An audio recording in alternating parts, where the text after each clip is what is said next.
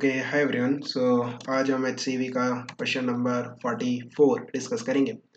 So it says that 12 wires each having equal resistance R are joined to form a cube as shown in figure. Find the equivalent resistance between the diagonally opposite points A and F. सो आप देखो कि इस cube में basically आपके पास 12 wires हैं और each wire का जो रेजिस्टेंस है वो है स्मॉल आर और डायगोनली अपोजिट पॉइंट्स ए और एफ के बीच में हमें इक्विवेलेंट रेजिस्टेंस निकालना है। सो जब भी इस तरह का क्यूब वाला क्वेश्चन आता है तो इसे करने का एक स्टैंडर्ड प्रोसीजर है, वो मैं आपको बता देता हूँ। सो आपको जैसे इस क्यूब के पॉइंट ए और पॉइंट एफ के बीच में इक्विवेलेंट रेजिस्टेंस पूछा है। सो आपको क्या करना है, पहले पॉइंट ए और एफ को एक बैटरी से ज्वाइन कर देना है। इस तरह से एक बैटरी लेके ज्वाइन कर दो। जैसे ए में हम पॉजिटिव टर्मिनल लगाते हैं बैटरी का और एफ में नेगेटिव टर्मिनल लगा देते हैं बैटरी का, समथिंग लाइक दिस। उसके बाद आप देखो कि ये जो बैटरी है इसका EMF E है।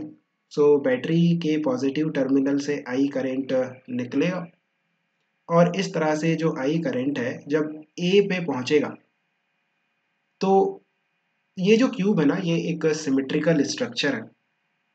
जो करंट I पॉइंट ए पे आ रहा है उसका अब डिवीजन होना है। किन ब्रांचेस में वो डिवाइड होगा, एक होगा AB में, एक होगा AD में और एक होगा AH में।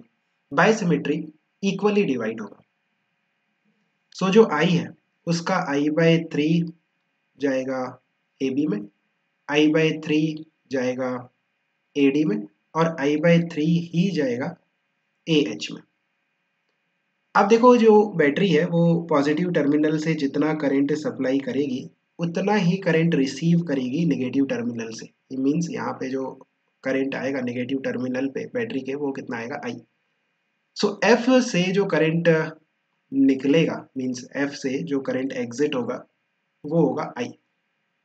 और ये जो करंट आएगा है ना, ये किस तरह से आएगा, एक आएगा CF से, एक आएगा EF से और एक आएगा GF से। और by symmetry you can say equally current आएगा। इट मीन्स यहाँ से I/3 आएगा, यहाँ से I/3 आएगा और यहाँ से I/3 आएगा और टोटल करंट हो जाएगा I, जो कि बैटरी के नेगेटिव टर्मिनल पे आ जाएगा। अब अगर हम कहते हैं कि यहाँ पे जो I/3 है राइट, जब ये पॉइंट B पे पहुंचेगा देन इसका फर्दर डिवीजन होना है BC और BE ब्रांचेस में। By symmetry you can say कि अगेन इक्वली डिवाइड होगा। सो I/3 का हाफ करंट जाएगा BC में और हाफ करंट जाएगा BE में। I/3 का हाफ दैट इज I/6। तो ये हो गया I/6 और यहाँ पर भी हो गया I/6। सिमिलरली ये वाला जो I/3 है जब पॉइंट D पे पहुंचेगा सो ये इक्वली डिवाइड होगा। I/6 जाएगा DC में और I/6 जाएगा DG में। ये वाला जो I/3 है जब ये पॉइंट H पे पहुंचेगा तो इक्वली डिवाइड होगा। I/6 जाएगा HE में और I/6 ही जाएगा HG में। अब देखो कि इस सर्किट के हर ब्रांच का करंट हमें अभी पता है। फिर यहाँ से I/6, ये वाला I/6 ये पॉइंट G पे आके कंबाइन होके I/3 होके F पे जाएगा ना। इस तरह से आप वेरीफाई कर सकते हो ना। इसके बाद आपको क्या करना है, किरचॉफ लूप रूल लगाना है। आप कहीं से भी स्टार्ट कर सकते हो, कोई भी सर्किट एक चूज कर लो। सो लेट्स से हम यहाँ से स्टार्ट करते हैं। यहाँ से जब आप जाओगे सो पहले बैटरी नेगेटिव और पॉजिटिव। सो जब हम किरचॉफ लूप रूल लगाते हैं तो आई होप कि ये आपको आता होगा। सो जब हम बैटरी को क्रॉस करेंगे तो बैटरी का पॉजिटिव टर्मिनल आएगा और बैटरी का EMF है सो E, राइट। आगे जाएंगे आगे जाएंगे फिर पॉइंट A पे जाएंगे। नाउ यहाँ से पॉइंट A से लेट्स से हम पॉइंट H पे चलते हैं, है ना। पॉइंट H पे सो करंट के डायरेक्शन में इसका जो रेजिस्टेंस है वो है R। सो इट मीन्स ये हो गया पॉजिटिव, ये हो गया नेगेटिव। सो माइनस करंट कितना है I/3 और रेजिस्टेंस है R। सो I/3 इंटू R। फिर लेट्स से H पे आ गए, H से हम लेट्स से अब G पे जाते हैं। सो करंट कितना है I/6 और रेजिस्टेंस कितना है R और करंट के डायरेक्शन में ये पॉजिटिव ये नेगेटिव, मीन्स बाद में क्या आया नेगेटिव। करंट कितना है I/6, सो I/6 इंटू जो रेजिस्ट I/6, ये है I/6 और जो रेजिस्टेंस है वो है R। फिर हम पॉइंट जी पे आ गए। लेट्स से पॉइंट जी से अब पॉइंट एफ पे चलते हैं। सो करंट के डायरेक्शन में जो रेजिस्टेंस है वो है आर, सो ये पॉजिटिव ये नेगेटिव, सो माइनस करंट कितना है I/3 और जो रेजिस्टेंस है वो है अगेन आर। अब पॉइंट एफ पे आ गए, फिर पॉइंट एफ से अगेन हम आगे चल के सेम पॉइंट पे आ जाएंगे जहाँ से हमने स्टार्ट किया था। सो पूरा एक लूप कवर हो गया। सो टोटल जो पोटेंशियल ड्रॉप है इस लूप में it should be equal to 0।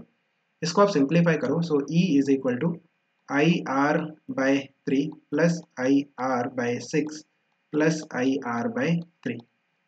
So LCM लेके आप इजीली सॉल्व कर सकते हो। एलसीएम कितना आएगा 6, तो ये हो जाएगा 2IR plus IR plus 2IR that is equal to E।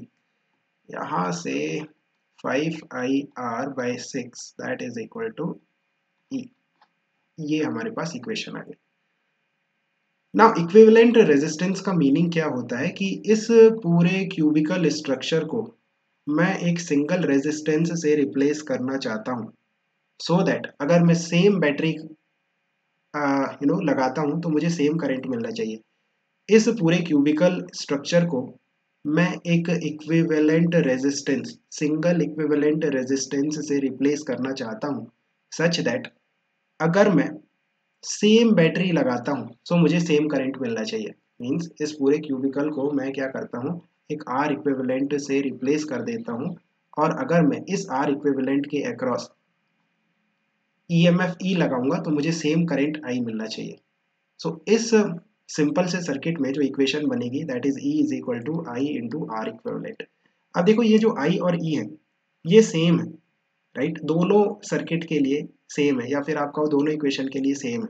So let's call it equation 2। So E/I की जो वैल्यू है वो आर इक्विवेलेंट है, और जो फर्स्ट वाली इक्वेशन है कहाँ गई, ये वाली, राइट, इस इक्वेशन में E/I की जो वैल्यू है वो कितनी है 5R/6। सो आप देखो कि E/I की जो वैल्यू है उसको हम इक्वेट कर सकते हैं। सो यहाँ पे R इक्विवेलेंट की वैल्यू कितनी आ गई 5R/6, है ना, बिकॉज जो E और I है वो दोनों सर्किट के लिए सेम है। जब हमने सेम बैटरी अप्लाई की तो सेम करंट निकला दोनों सर्किट में। सो यहाँ से E/I जो फर्स्ट वाली इक्वेशन है वहाँ से E/I की वैल्यू है 5R/6, और जो सेकेंड वाली इक्वेशन है वहाँ से E/I की जो वैल्यू है वो है R equivalent. So it means R equivalent is equal to 5R/6। Hope you have understood. In fact, you can remember this. Keep working hard. Best of luck. Bye.